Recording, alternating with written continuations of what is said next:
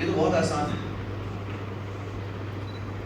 اس میں تو بہت بھیڑ لگ جانی چاہیے، بہت لوگ آ جانے چاہیے آپ کے ساتھ.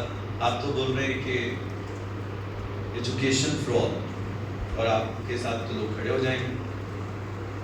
میں نے کہا گاندھی جی نے بہت دن پہلے ایک سپنا دیکھا تھا کہ دیش سوچ ہو. وہ سپنا کوئی غلط سپنا تو نہیں تھا، برا سپنا تو نہیں تھا. گاندھی جی سے لے کر آج کے پردھان منتری تک اس دیش کو صاف نہیں کرتا. جب کوئی بھی پروجیکٹ بنتا ہے اور وہ صرف ایموشنل اپروچ سے بنتا ہے تو وہ کامیاب نہیں ہوتا. آپ ایموشنل کر کے کسی بڑے مہم کو، بڑے پروگرام کو بنا بلو پرنٹ، بنا روڈ میپ، بنا ڈیزائن کے اس کو کامیاب نہیں کر سکتے. یہ نہ کہ صرف ان فیلور پروگرامز کے لیے، آپ کی آنے والی زندگی میں آنے والے کامیابی کے لیے بھی یہ ضروری ہے سمجھنا آپ کا کہ آپ جو مہم میں جڑے ہیں، نہ کہ صرف یہ بلکہ وہ ہر مہم جس پہ آپ چلنا چاہیں گے اور وہ بہت اچھی مہم ہوگی، اس میں آپ کو چیلنجز آئیں گے. پڑھائی ایک آسان کام نہیں، اس لیے جب جو لوگ کہتے ہیں کہ بہت آسان کام ہے عمر بھائی آپ کا، میں کہتا ہوں یہ بہت آسان ہوتا تو میں اس میں اپنے 14 سال زندگی کے جوانی کے نہیں دے دیتا. یہ مہم پہلے نوک کی جاتی ہے سر آپ کے گھر میں، گاؤں میں. ایک آخری گھر کے دروازے پہ کوئی ہمارا ایک ایسوسیٹ، ہمارا ایک کوآرڈینیٹر جب پہنچتا ہے اور کہتا ہے کہ ہماری ایک مہم ہے، آپ پڑھنے چلیے، اور اس کے ذریعے آپ کو بہت کم خرچے پہ، مطلب جو گھر میں لوگ شاید کھانے رہنے اور نشہ خوری میں خرچ کر دیتے ہیں گاؤں میں، اتنے میں ہم آپ کی زندگی تراش دیں گے، آپ چلیے.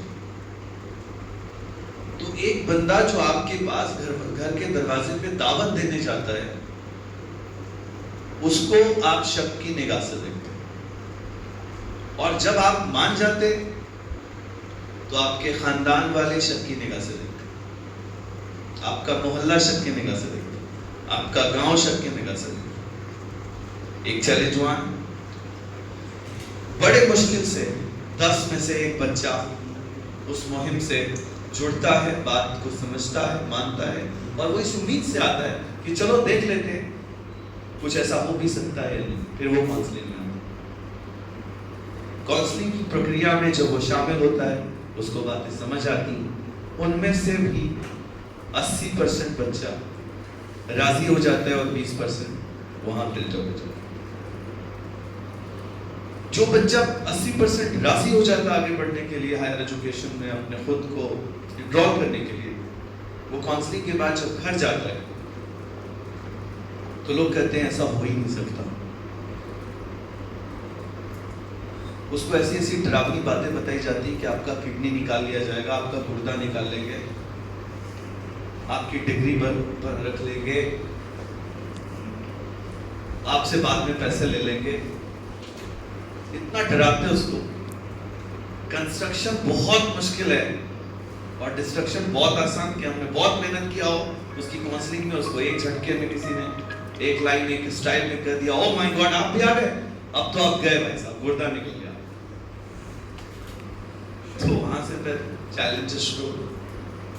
پھر وہ بچہ کاؤنسلنگ کے بعد سیکنڈ راؤنڈ میں آتا ہے اور پھر وہ ایڈمیشن لیٹر لے کر گھر جاتا ہے. اس کو 10 لوگ ٹھیک سے پڑھ دیں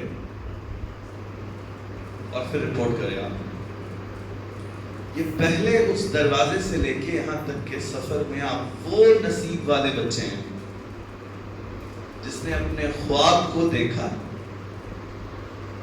اور اس پہ قائم رہے، اس پہ بنے رہے اور اپنے بھروسے کے ساتھ بن کر یہاں تک پہنچے. یہ پہلا پڑاؤ ہے اس کا، کہ آج آپ بہت خوش نصیبوں میں سے وہ بچے ہیں جن کے ماں باپ نے ایک خواب دیکھا اور آپ اس پرانگن میں آ گئے، اور اسی پرانگن میں آپ کے بوفے کے میں کھانے کے لیے جب آپ جائیں گے تو وہاں کوئی ودیشی ہوگا، کوئی پنجابی ہوگا، کوئی مراٹھی ہوگا، کوئی انڈمان کا ہوگا، کوئی جموں کشمیر کا ہوگا، کوئی بہار کا ہوگا، کوئی اتر پردیش کا ہوگا، اور وہ سارے شہزادوں کے بیچ میں آپ گم ہوئے.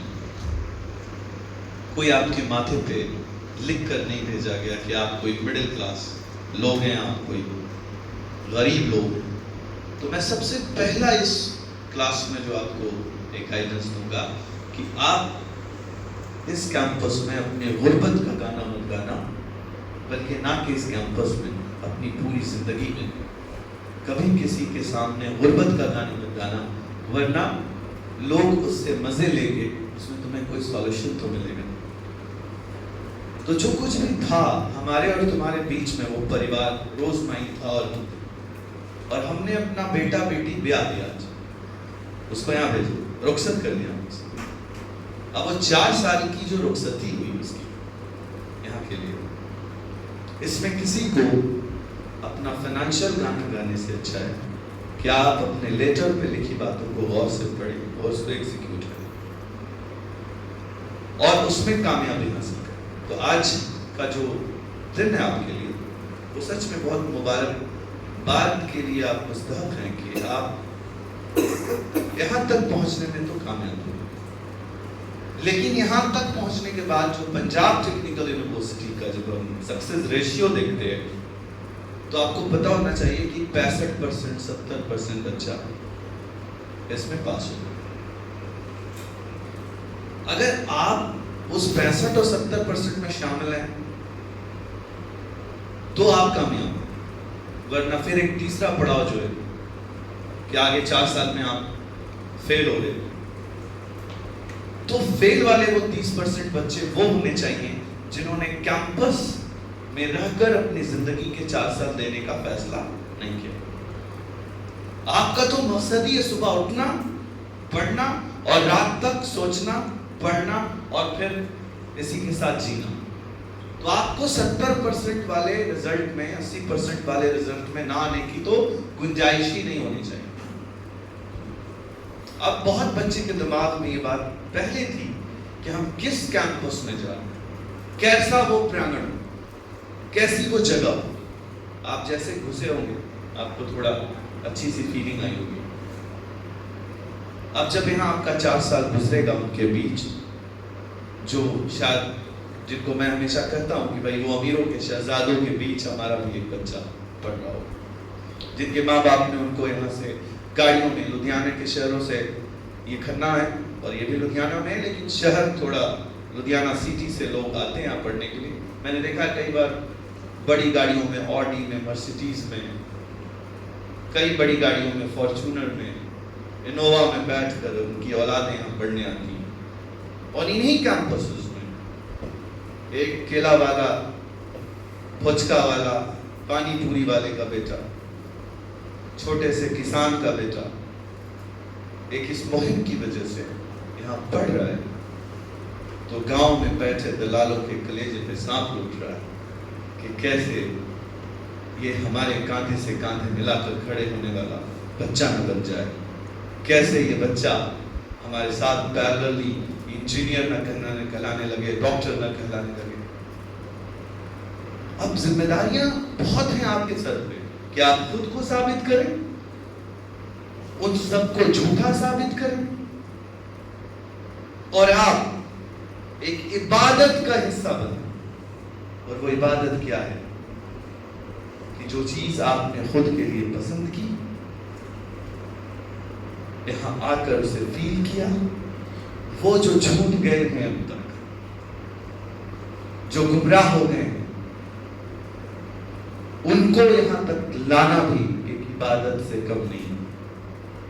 کیونکہ سچ میں کبھی آپ سوچ نہیں سکتے کہ ان کے سامنے کوئی راستہ نہیں ہے سوائے اس بات کے کہ وہ اپنا کھیت کھلیان بیچ دیں یا کسی کریڈٹ کارڈ کا حصہ بن جائے، لون کا حصہ بن جائے.